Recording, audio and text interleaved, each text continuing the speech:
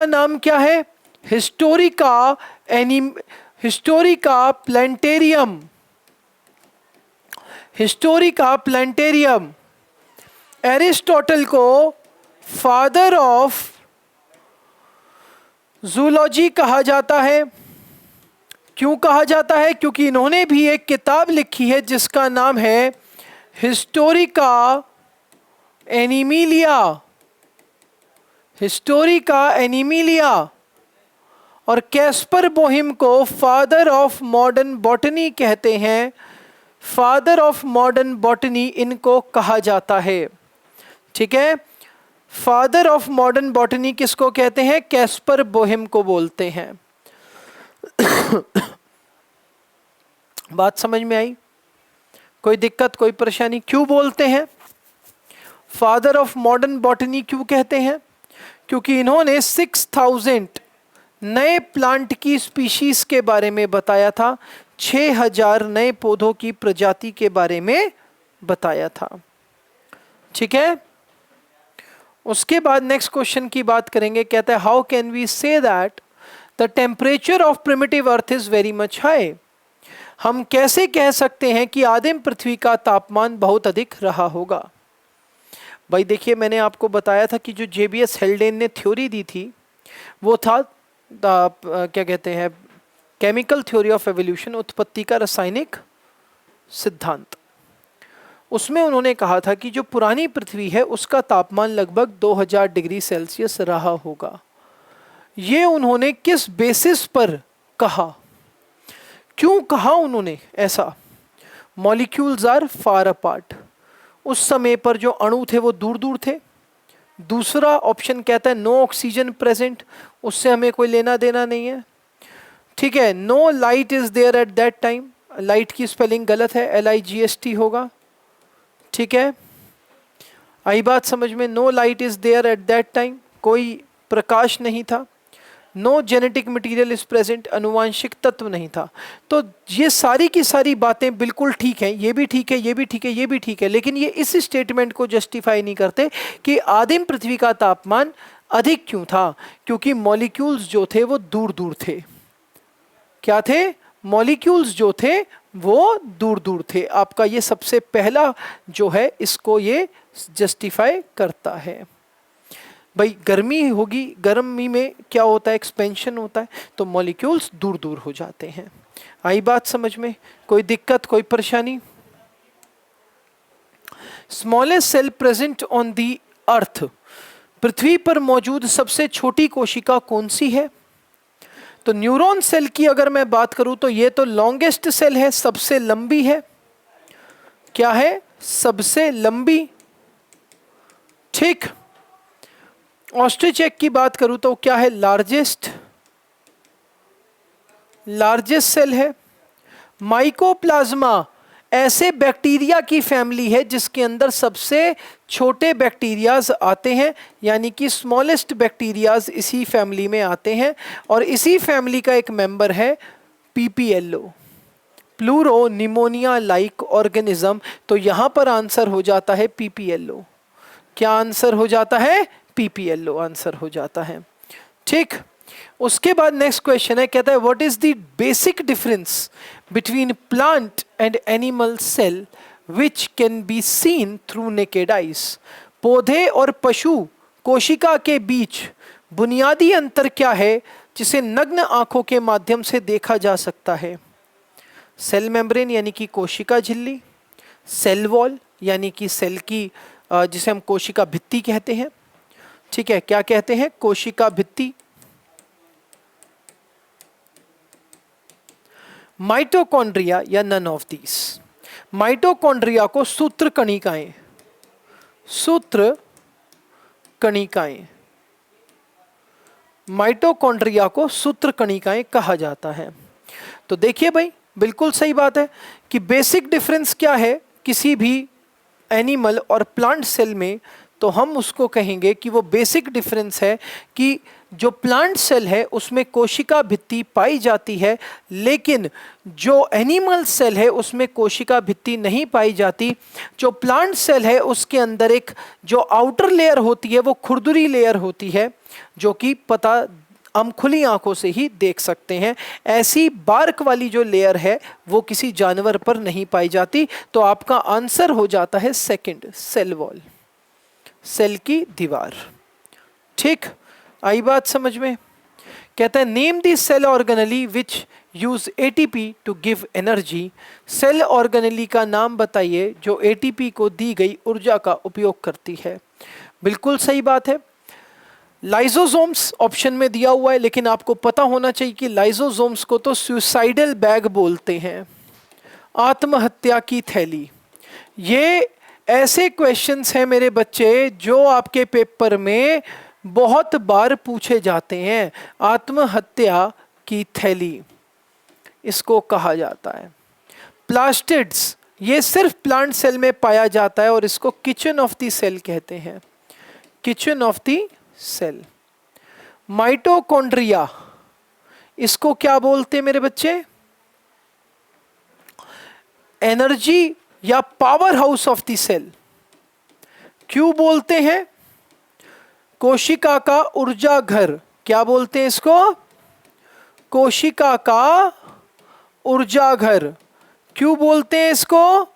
क्योंकि यही एटीपी को संरक्षित कर कर रखता है। एटीपी क्या होता है? Adenosine triphosphate, adenosine triphosphate. क्या होता है? Adenosine triphosphate. आगे बढ़ते हैं, कहता है common name secretary vesicles are given to which cell organelle. सामान्य नाम सेक्रेटरी वेसिकल किस सेल ऑर्गेनेली को दिया गया है? तो एंडोप्लाज्मिक रेटिकुलम नहीं, ये दो प्रकार की होती है, मैंने आपको बताई थी, आरईआर और एसईआर, रफ एंडोप्लाज्मिक रेटिकुलम और स्मूथ एंडोप्लाज्मिक रेटिकुलम। न्यूक्लियस को control room of the cell कहते हैं या फिर brain of the cell. Control room of the cell बोलेंगे इसको या फिर ब्रेन ऑफ द सेल बोलेंगे। क्या बोलेंगे? Brain of the cell. Ribosomes को प्रोटीन फैक्ट्री कहा जाता है। क्या कहा जाता है? प्रोटीन फैक्ट्री कहा जाता है, क्योंकि राइबोसोम्स ही प्रोटीन का निर्माण करते हैं। गोल्गी बॉडी की अगर मैं बात करूं तो जो गोल्गी बॉडी है मेरे बच्चे, उन्हीं का दूसरा नाम सेक्रेटरी वेसिकल्स होता है। क्या होता है? सेक्रेटरी वेसिकल्स होता है। उन्हीं का दूसरा नाम क्या है? सेक्रेटरी वेसिकल्स है। उसके बाद बात करेंगे, कहता है name the cell organelle which is responsible for production of lipids. Lipid के उत्पादन के लिए सेल ऑर्गेनेली का कौन जिम्मेदार है? लिपिड, लिपिड यानी कि फैट। लिपिड का क्या मतलब है? फैट, यानी कि वसा का निर्माण कौन करता है? तो यहां पर ऑप्शन में RER, SER, ribosome, all of these. तो राइबोसोम प्रोटीन सिंथेसिस करता है, इसीलिए प्रोटीन फैक्ट्री भी इसको कहा जाता है। और आरईआर अगर हम बात करते हैं तो इसका नाम है rough endoplasmic reticulum. Rough endoplasmic reticulum. खुरदुरी अंतर्द्रव्य जालिका, खुरदुरी अंतर द्रव्यी जालिका, ये भी प्रोटीन सिंथेसिस करती है, प्रोटीन का निर्माण करती है। उसके बाद बात करेंगे एसईआर की। एसईआर का मतलब होता है स्मूथ। स्मूथ मतलब चिकनी। और मेरे बच्चे चिकना कौन है? जिसमें चिकना है वसा, लिपिड।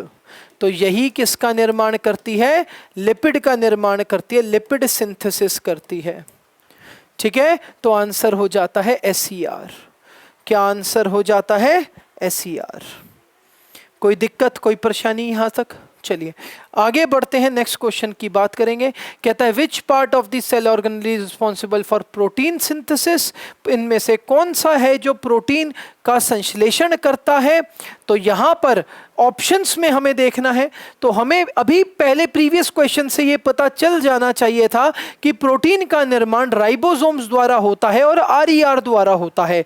तो अब हम ऑप्शन में राइबोसोम और आरईआर का मैच देखेंगे।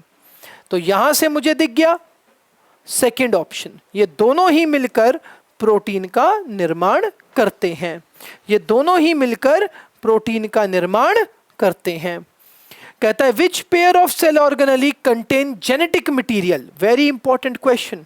कहता है कौन सा सेल ऑर्गेनेली किस जोड़े में जेनेटिक सामग्री होती है, ठीक है, यानी कि अनुवांशिक तत्व इनमें से किसके पास है, अनुवांशिक तत्व इनमें से किसके पास है।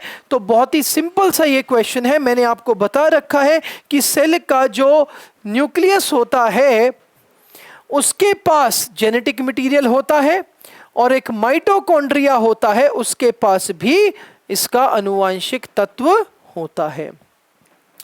ठीक, तभी माइटोकॉन्ड्रिया को एसडीओ भी कहा जाता है, सेल्फ डुप्लीकेटरी ऑर्गेनिज्म, अपने जैसे और बना देने वाला। और अपने जैसे कोई और तभी बना सकता है जब उसके पास उसका अनुवांशिक तत्व हो, जेनेटिक मटेरियल हो। तो यहां पर आंसर हो जाता है माइटोकॉन्ड्रिया एंड न्यूक्लियस। आई बात समझ में? गेटिंग माई पॉइंट और नॉट? इसमें न्यूक्लियस के पास तो होता है, प्लास्टिड्स के पास नहीं होता है। ठीक, चलिए आगे बढ़ते हैं। कहता है who gave the theory of chemical evolution? Aristotle नहीं जी, इन्होंने कौन सी हाइपोथेसिस दी थी? Scala Natura. इसमें इन्होंने क्लासिफिकेशन किया था, वर्गीकरण किया था। ठीक है, इसके अंदर इन्होंने क्या किया था? क्लासिफिकेशन किया था, यानी कि वर्गीकरण किया था। ठीक, रॉबर्ट हुक की अगर हम बात करते हैं तो इन्होंने डेड सेल की खोज की थी भाई, डेड सेल की, मृत कोशिका की। आज के क्वेश्चंस काफी इंपॉर्टेंट हैं, ध्यान से सारे क्वेश्चंस को कर लीजिएगा। मृत कोशिका कब की थी? 1665 में। जेबीएस हेल्डेन, ये मेल्डेन लिख दिया, हेल्डेन है ये, इन्होंने 1926 में केमिकल थ्योरी ऑफ एवोल्यूशन दिया, केमिकल थ्योरी ऑफ एवोल्यूशन। तो आंसर आपका हो जाता है जेबीएस हेल्डेन। यहां तक सभी बच्चों को समझ में आया? कोई दिक्कत, कोई परेशानी? जल्दी से सभी बच्चे एक बार क्लास को शेयर कर देंगे, ठीक है? आगे बढ़ते हैं। कहता है which cell organelle does not have a perfect structure? किस सेल ऑर्गेनेली में एक पूर्ण संरचना नहीं है? बताइए कौन सा इनमें से एक पूर्ण संरचना नहीं होती? इनमें से किसके पास पूर्ण संरचना नहीं है? देखिए ये क्वेश्चन, देखिए कितना बेहतरीन क्वेश्चन है ये, बताइए जल्दी से।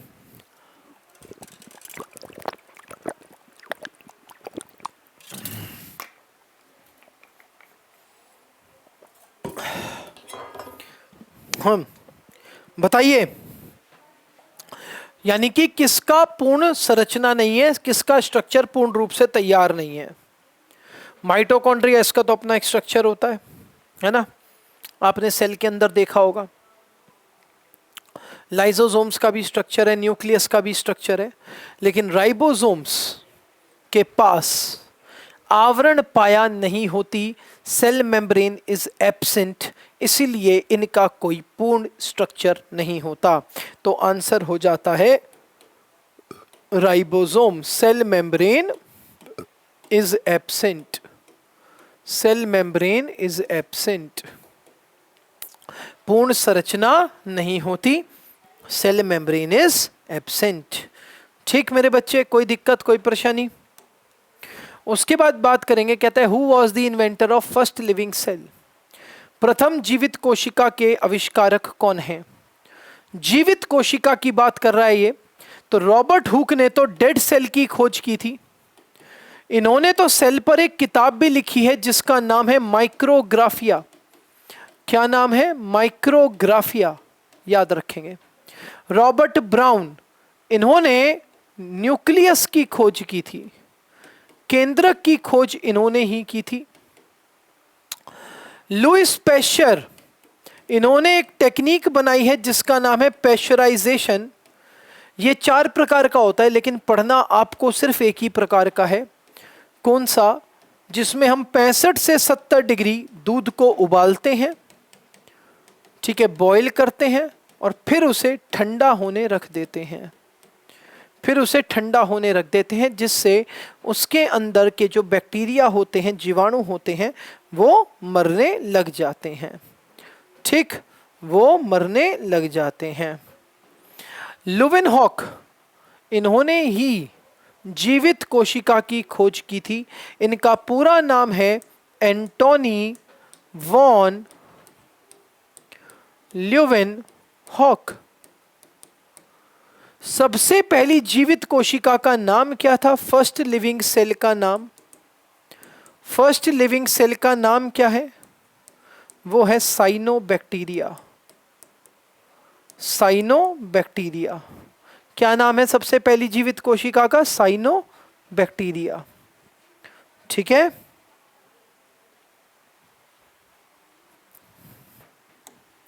उसके बाद बात करेंगे, कहता है which cell organelle called engine of the cell. Cell के किस अंग को सेल का इंजन कहा जाता है? तो मैंने आपको बताया लाइजोसोम्स को सुसाइडल बैग कहते हैं, साथ में एक और नाम बता रहा हूं, इसको एटम बॉम्ब भी बोलते हैं, परमाणु बम। माइटोकॉन्ड्रिया को powerhouse of the cell तो कहते ही हैं, साथ ही में एटीपी मिल भी इसका एक नाम है, या एटीपी फैक्ट्री भी इसका एक नाम है। ठीक, राइबोसोम्स की अगर मैं बात करूं तो राइबोसोम्स को इंजन ऑफ द सेल कहते हैं, क्योंकि ये प्रोटीन सिंथेसिस करता है और प्रोटीन से ही शरीर चलता है।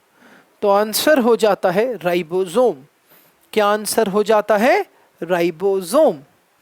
ठीक, which of the following cell organelle does only found in plant cell. इनमें से कौन सा सिर्फ और सिर्फ पादप कोशिका में पाया जाता है? सिर्फ इतना बताना है, पादप कोशिका में कौन सा पाया जाता है? सिर्फ पादप कोशिका में। तो जो गोल्गी एपरेटस है, ये तो दोनों में मिलता है, एनिमल में भी और प्लांट में भी। सेल मेम्ब्रेन, ये भी दोनों में मिलती है, animal and plant cell. Mitochondria भी दोनों में मिलता है, animal and plant cell.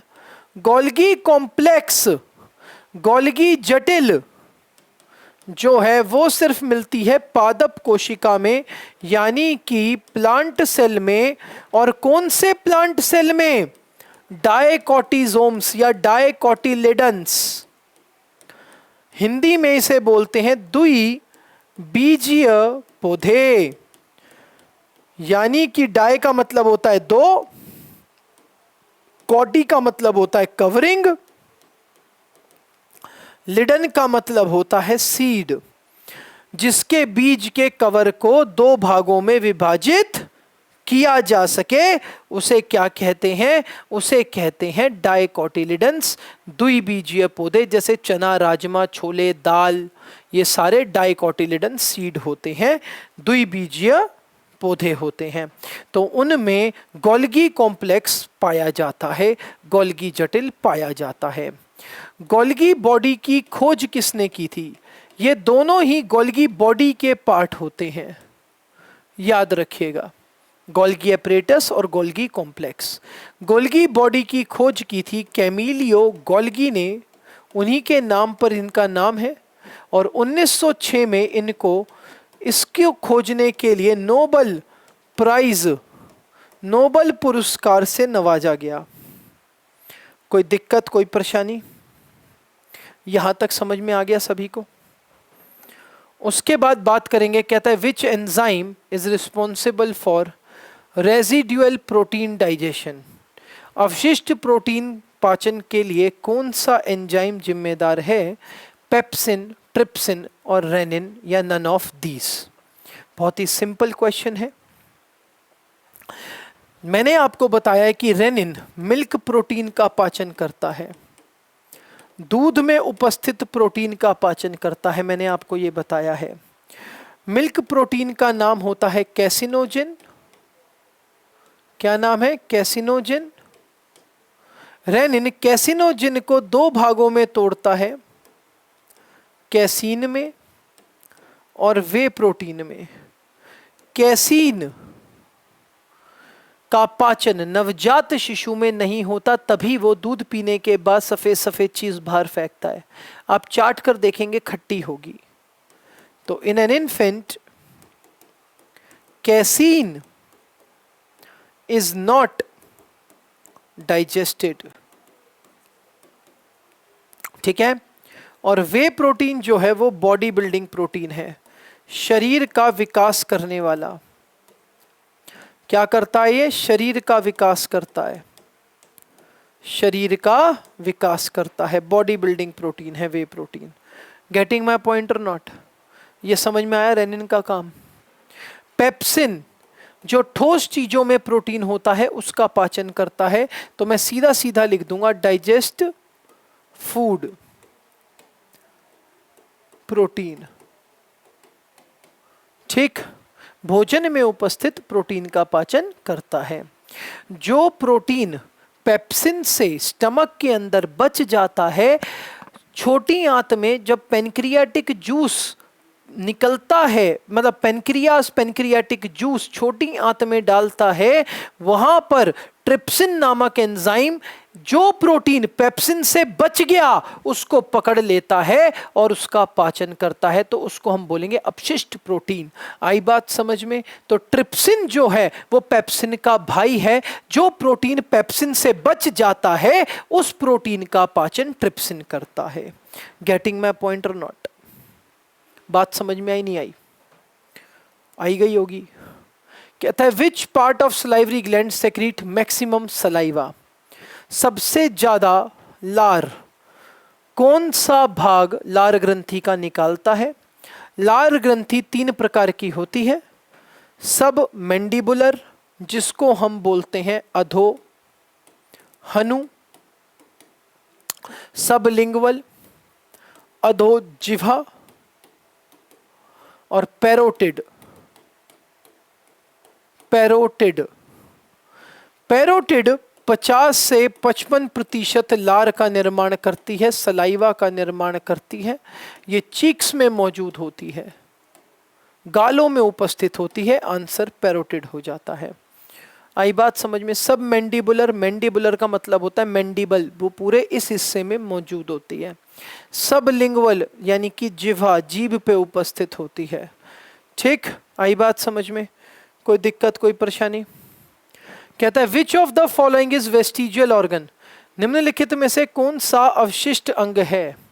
Caecum, colon और रेक्टम, या फिर नन ऑफ दीस? जवाब दीजिए। सीकम, कोलोन और रेक्टम, निम्नलिखित में से कौन सा अवशिष्ट अंग है? अवशिष्ट अंग वो होते हैं जिनका हमारे शरीर में कोई कार्य नहीं होता। अवशिष्ट अंग हम किसे कहते हैं? जो हमारे शरीर में तो उपस्थित हैं लेकिन हमारे शरीर में इनका कोई कार्य नहीं है। ठीक है, जिनका शरीर में कोई कार्य नहीं होता। तो कौन सा है वो? सीकम। कौन सा है वो? सीकम। इसका अब हमारे शरीर में कोई कार्य नहीं है। जब हम बंदर थे तब इसका कार्य हुआ करता था। हमारी पूंछ पर एक बैक्टीरिया, यहाँ से पूंछ निकला करती थी, जो पीठ के पीछे 2 गड्ढे हैं वहाँ से, और पूंछ पर क्या उपस्थित होता था? बैक्टीरिया उपस्थित होता था। जो हम फूल पत्ते, जो भी हम घास वगैरह खाते थे, सेलुलोज जो हम खाते थे, वो उसका पाचन करता था। आई बात समझ में? कोई दिक्कत, कोई परेशानी? In stomach food is called, पेट में भोजन को क्या कहा जाएगा? बताइए। भोजन को पेट में क्या कहा जाता है? अमाशय में। पेट लिखा है यहाँ लेकिन शब्द है अमाशय। अमाशय में भोजन को क्या कहा जाता है? तो सबसे पहले तो बोलस कहते हैं माउथ में। मुख में भोजन को क्या कहते हैं? बोलस। और अमाशय में यानी कि जब वो स्टमक में आ जाता है उसको क्या कहा जाता है? चाइम कहा जाता है या काइम कहा जाता है। आप कुछ भी प्रोनाउंस कर सकते हैं, आपकी श्रद्धा है। बोलो राधे राधे। चलिए आगे बढ़ेंगे। कहता है ना, mouth starch is digested by, मुख में स्टार्च का पाचन किसके द्वारा होता है? तो देखिए डाइजेशन को एक बार रिवाइज कर लेते हैं। मैंने आपको बताया था डाइजेशन का एक रूल होता है कि एक अंग होगा, अंग में ही ग्रंथि उपस्थित होगी, ग्रंथि एक रस बनाएगी, रस में एंजाइम होगा। तो यहाँ पर अंग क्या है?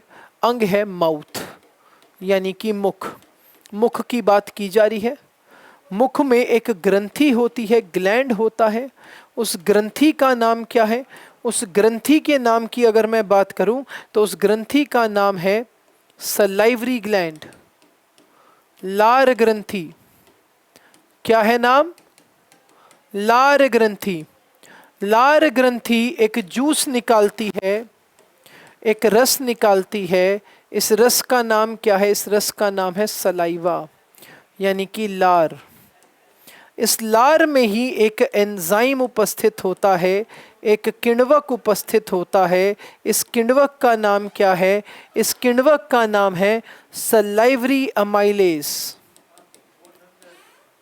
सलाइवरी अमाइलेज, हिंदी में लार अमाइलेज, या फिर इसको हम टाइलिन भी बोलते हैं।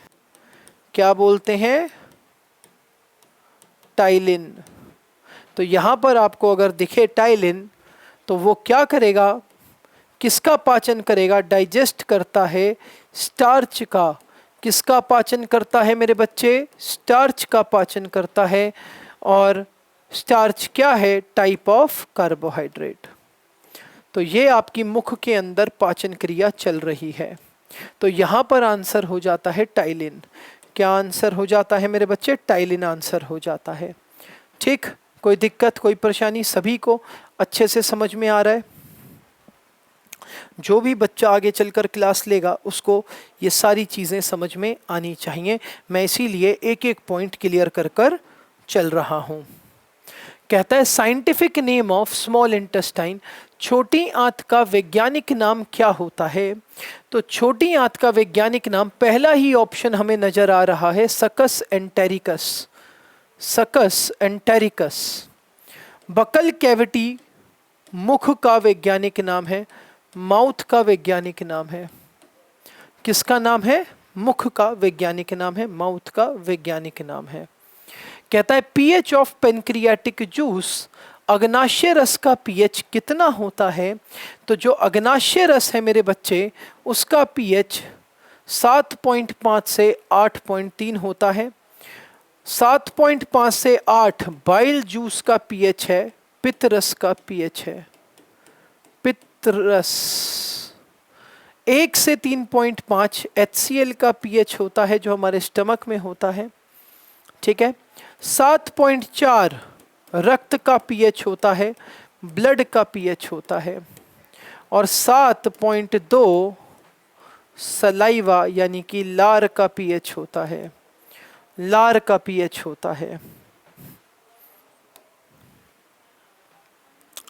Which chemical substance kill bacteria in mouth, कौन सा रासायनिक पदार्थ मुख में बैक्टीरिया को मारता है? तो लाइजोजाइम्स, ये जोम्स लिख दिया है, यहाँ पर जाइम आएगा। ये लाइजोजाइम्स होते हैं लार में, जो भी हम भोजन ग्रहण करते हैं वो उसमें कुछ ना कुछ बैक्टीरिया वगैरह, हार्मफुल बैक्टीरिया वगैरह हो सकते हैं, उनको मारने का कार्य कौन करते हैं? लाइजोजाइम्स करते हैं। कौन करते हैं? लाइजोजाइम्स करते हैं। ठीक, चलिए उसके बाद बात करेंगे। कहता है लेंथ ऑफ ईसोफेगस, ईसोफेगस की लंबाई 25 सेंटीमीटर। ईसोफेगस की लंबाई कितनी होती है? 25 सेंटीमीटर होती है। कहता है बिजिएस्ट ऑर्गन, सबसे व्यस्त अंग। तो अगर हम टाइम पीरियड के हिसाब से देखें तो आंसर हो जाता है हृदय, और कार्य के अनुसार देखें, फंक्शन के अनुसार कि कौन ज्यादा कार्य करता है, तो आंसर हो जाता है लिवर, क्योंकि लिवर हमारे शरीर में 500 से भी अधिक कार्य करता है। लेकिन हृदय बहुत लंबे समय तक कार्य करता है, मतलब वो कभी रुकता नहीं है, कभी भी रेस्ट नहीं लेता। जिस दिन हृदय रेस्ट लेता है उस दिन व्यक्ति को कार्डिक अरेस्ट हो जाता है, व्यक्ति सीधा मोक्ष द्वार पहुंच जाता है। बोलो राधे राधे। तो ये थे आज के 25 क्वेश्चन जो मैं आपके लिए लेकर आया था। ठीक है, आशा करता हूँ कि आपको ये सभी क्वेश्चन अच्छे लगे होंगे, समझ में आए होंगे। ठीक है, तो हम जल्दी से ही मतलब ऐसे ही क्विक क्वेश्चंस, ऐसे ही अच्छे अच्छे क्वेश्चंस मैं आपके लिए लाता रहूँगा। ठीक है, और सभी बच्चे क्लास को शेयर अवश्य किया कीजिए। तो चलिए आज की क्लास को करते हैं यहीं पर समाप्त। मिलेंगे आपसे कल, तब तक के लिए हंसते रहें, मुस्कुराते रहें और पढ़ते रहें। धन्यवाद। जय हिंद, जय भारत।